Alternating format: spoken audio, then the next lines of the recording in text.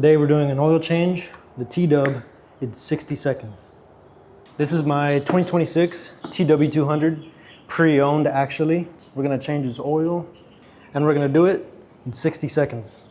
I turned the bike around because the lighting is better here. So what you're gonna need is a 19mm socket. I'm using a 3/4 because I don't have a shorter 19, but you should use a 19. A 10mm, 8mm, and this is a size 5mm Allen key.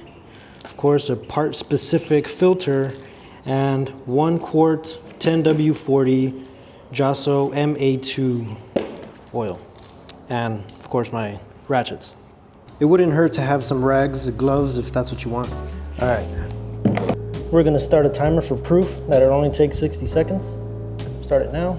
So first things first, of course, we gotta make sure that the engine is warm to the touch. So I went out and rode it.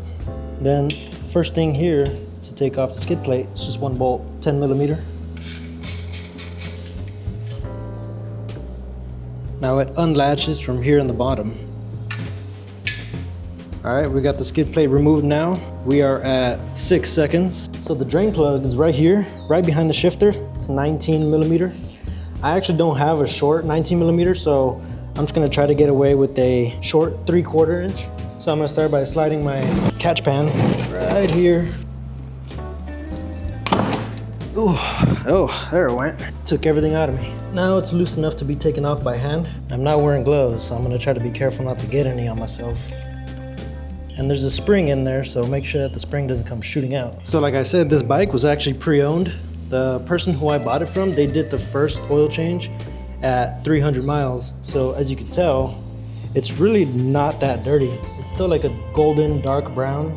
Now while it continues to drain, I'm gonna come around to the other side and loosen up the fill port. And I'm just gonna leave it resting there so the air can flow through. Now while that drains, I'm gonna come around here to the filter side and we're gonna remove these 3 bolts. These 2 on the top are 8mm and this one here is a 5mm Allen. All right, we're gonna start taking off the filter side and we are at 16 seconds so far. We're killing it, honestly. It's probably gonna drip down the side, but that's okay. We'll just clean it up after. The O-rings, they look pretty good so far. And the ones that I ordered, they didn't come in time. So we're most likely gonna reuse them just this one time. It'll be okay. Before we move on there, I almost forgot this part actually. We're gonna check the spring with this wire basket here, make sure there's no debris in there. As you can see here, we're down to a slow drip on the drain side, so we're gonna go ahead and put the plug back in. I don't remember the exact torque spec on this, but we're just gonna give this, you know, confident 1/4 turn. Now we're back on the filter side.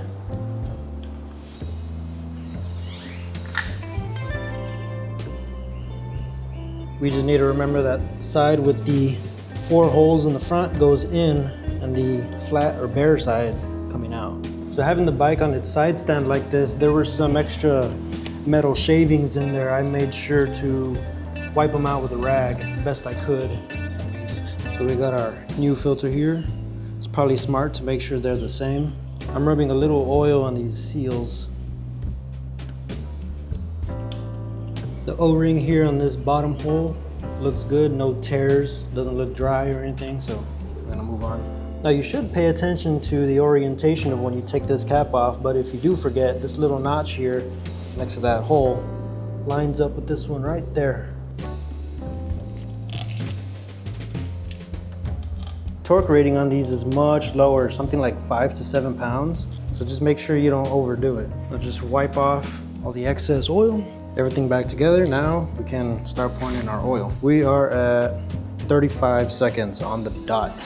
Look, I understand I'm not doing everything the way I'm supposed to be doing it, torque specs and all that, but that's just kind of how I do things, you know? And with that being said, I don't know where my funnel is. It seems I misplaced it. So for today, I'm gonna use this used toilet paper roll and should be good. Here's how I'm hoping this is gonna work. I am going to fold this into an oval shape. I'm gonna hold it here. We're gonna pour nice and slow straight into the hole. All right, here goes nothing. 1 quart, cheers. I haven't spilled any yet.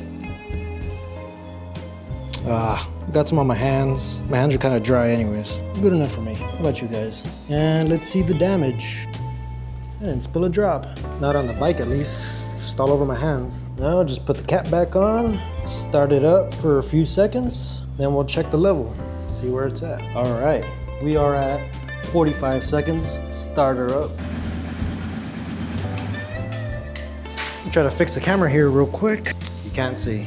Wow. I'm holding the bike up level right there. Might be a little hard to see, but yeah, we're like in the midway point. Looks good to me. Now, last but not least, got our skid plate hanging back upside down. Pull it up here. And that is it. Time, 57.35 seconds. That's gonna be it. Hopefully this was helpful to you other T-Dub owners out there and insightful for those who are planning on getting one. Like and subscribe if you wanna see more, and let me know down below if you've done this faster. Thanks for watching.